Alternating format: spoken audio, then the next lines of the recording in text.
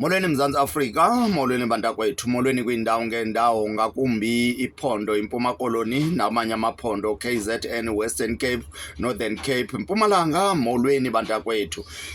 Bantakwethu kuselusikisiki apha kwindawo ekuthiwa kuseGoso. Iwadi nguwadi 22.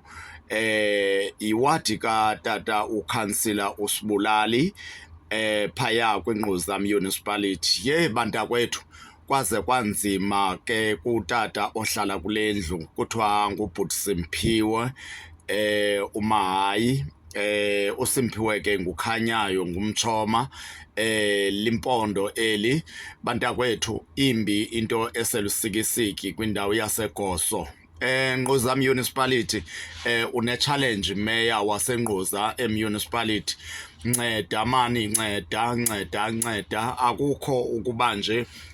Bantu baseGoso, sibone ummangaliso kwindawo yaseGoso. Ukuqala xa usuka ngasekliniki uhamba kwindlela eyehla ngelinye icala, uhambe uyotshona ezantsi, uyowela emfuleni, uyonyuka ngaphesheya, ubuyele kwelinye icala.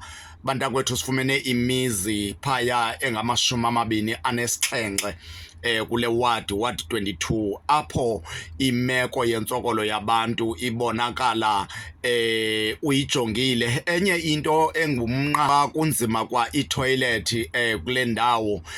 Indawo yaseGoso, Eastern Cape, hayi bazalwane, kukodwa ukuxoka, ilusikisiki eGoso, idinga inqwalasela kakhulu. Kulilishwa ke into yase-Eastern Cape uba uyawukhumbula wena mbukela apha ekhaya, soloko savela ko-cutting edge. Zininzi izinto zihambe ziyichaphazela i-Eastern Cape. Noxa uthi xa ujongile sinazo iinkokheli kwiphondo iMpuma Koloni, kodwa intsokolo yabantu, bantakwethu, ibhaliwe, ibonakala nakuthathatha. Vusisizwe TV channel ke ihamba nombutho uManyano Initiative SA besilapha ke kule ndawo yaselusikisiki eGoso.